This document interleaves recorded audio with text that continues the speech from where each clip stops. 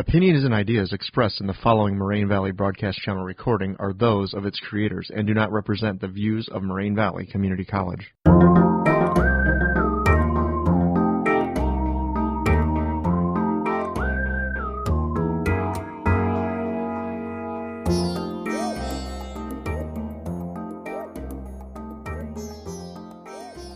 Hi everyone, this is the MacBook Squad podcast about the Fight for 15.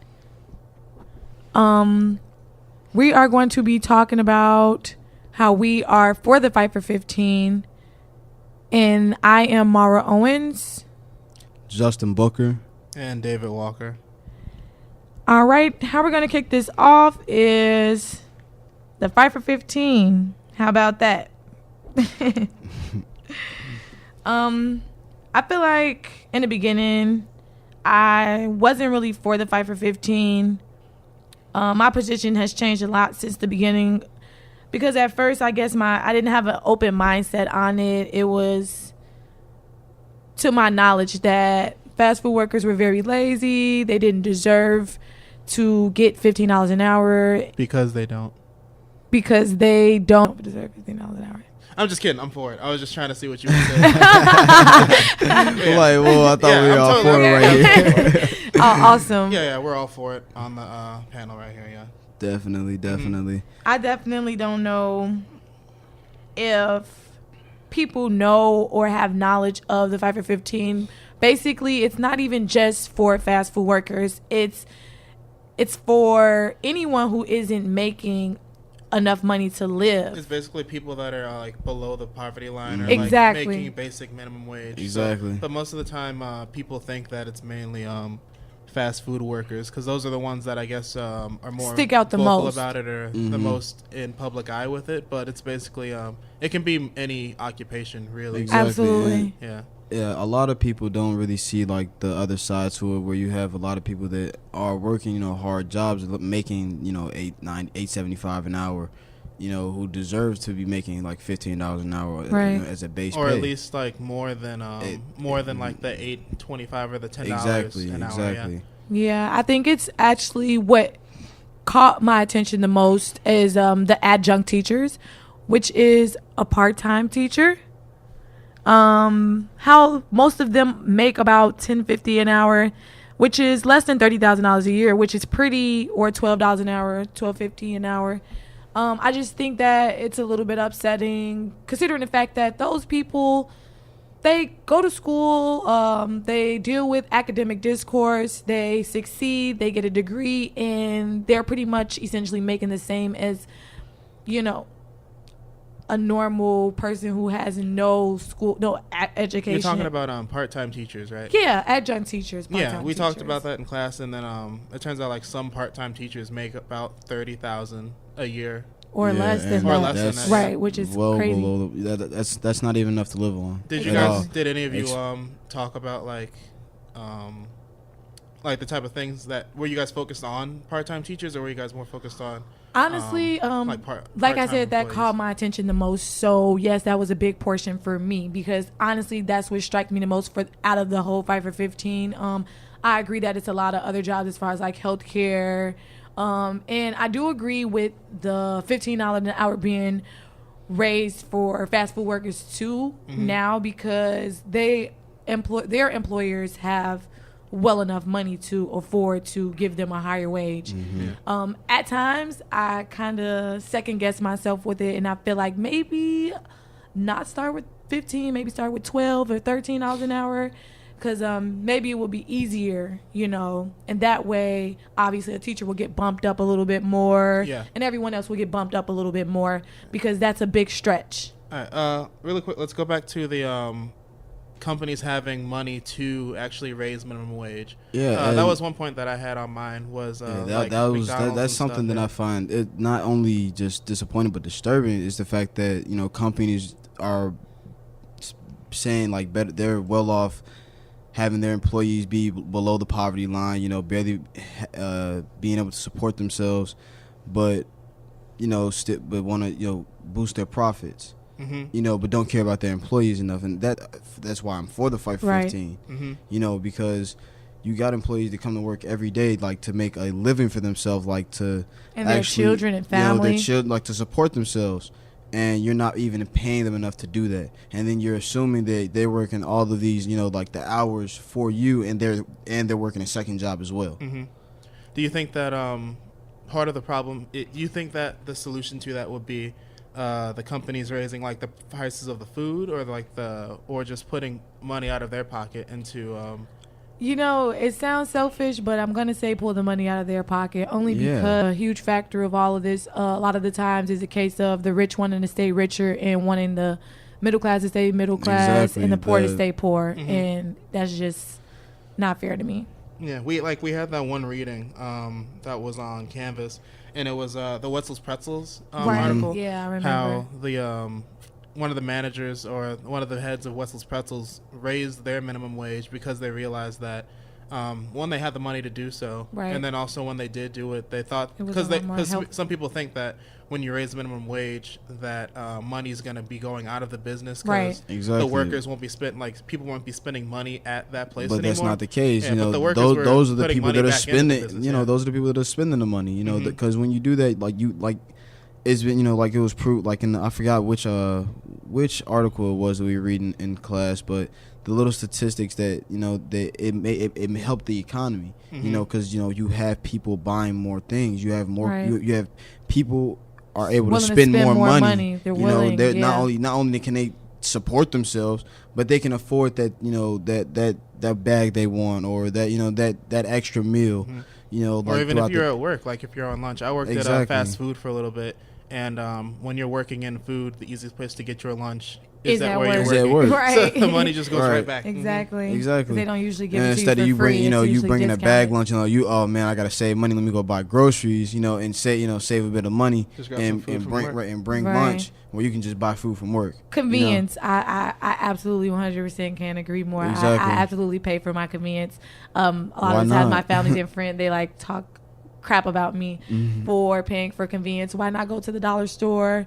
And why are you going to Walgreens? The dollar store is about 5 blocks. Walgreens is about 1. I'm going to just go wherever is closest, even if I'm spending more money in that store for the actual items. Yeah. But with the, in the world we live in today where people are below the poverty line, they don't have those luxuries, to be able to just go to the convenience store. They have to actually go to the dollar store because they're barely able to support themselves. So they have to be able to spend. They spend less money, in different establishments. Yeah. Did you have any other? You guys, I want to touch base on something I think is kind of crazy.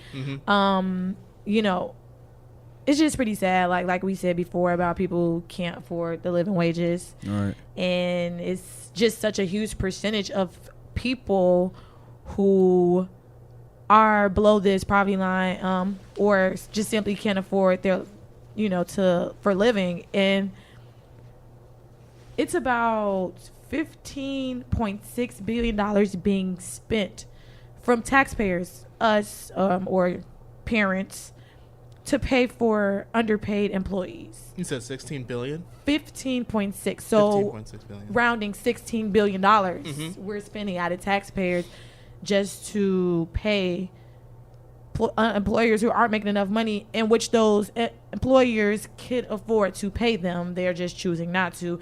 So it's I feel like it's just crazy that something we have no say, something that we have no control over, we're paying for it. That's just I'm paying for anything in that case, in that I don't have the choice. I just have to. You're making me pay for it. I just think that's crazy. That was another thing that stood out to me the most as far as money goes, and this is a year, you guys. This is billions of dollars a year, and a lot of the times, these people who work in these establishments and that are that higher up are making millions of dollars. So it's crazy that we have to go all out of our way, to pay like that. Yeah.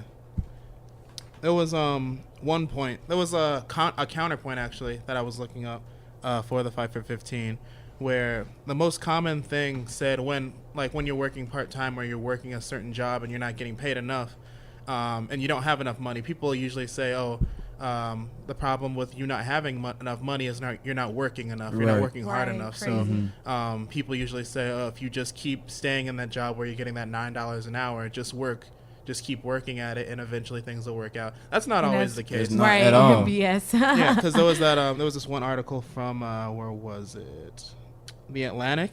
It was basically that one article that was very demeaning to part-time workers. That was basically just work hard and keep saving your money, and everything will work out. But break your back. Yeah, but if you looking back at the McResource spreadsheet that we saw, where it was basically McDonald's laying out how much money you have to budget. How exactly your budgeting, assuming you had the extra job and you know all the other things that they assume that you had your expenses basically. Because even if you do end up saving all of your money and also end up budgeting, even especially in today's standards, working say like a $10 an hour job or a $9 an hour job, it's harder to budget because of all the things that can happen, and also jobs that don't want to give you hours and stuff like that. So having a higher minimum wage will be a better step instead of actually saying, oh, you should work $40. You should work 40 hours a week every week your whole life, and eventually you'll be able to get what you need. Exactly. That's a very impossible thing. These memes, though, they're insane. Like, I think it's pretty interesting how they make assumptions. They want to get like the one per se where it's just like if you want to make $15 an hour, you're pretty much asking to be replaced with the kiosk because they feel like kiosks are more efficient than people, obviously, and I just think that's mind blowing. Yeah, usually when it comes to the internet with subjects like this, they usually end up looking at the more obvious choices to come at, like what you said with the kiosk.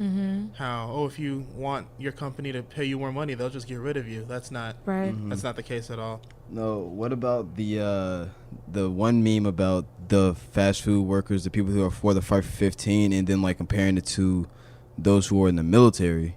I thought that was insane. Because you're actually I'm actually in the military, and they talk about cherry picking. Cherry picking man, things that they feel like, all right, like this is what would grab attention getters. This is what would grab the public's eye. Whoever this was, I would have picked him on my team every time for basketball because this was one of those cherry picked from the top. Or one of the things what were some of the things that specific one was talking about? And they are just saying about how can travel up to 3 miles from home to employment site. Oh, they're comparing everything. Comparing, and then they say are deployed 6,000 miles from home for 6 months at a time. And in all honesty, not everybody's deployed to combat zones. Not if you're married or if you have kids, you're usually provided with substantial living quarters on base or off post that are paid for by the military. You're benefited. You get your meals are paid for. Your travel is paid for. That's crazy because they don't mention any of these things. And all that while you're getting paid. The only money that you're spending is the money that you're actually putting back into the economy. If you're working, spending that money at those fast food restaurants, spending your money, at those at the stores, at Wetzel's Pretzels and all the other places, But it's crazy because you do have a lot of people that are in the military that do feel like they're not for the 5 for 15 because they did the math and they make the same, but it's not. It's just there's no comparison there. Yeah, one of the that was basically the common example of people comparing one job that's actually unfair to compare to like someone who's working in fast food to like a lawyer or a dentist or something like that.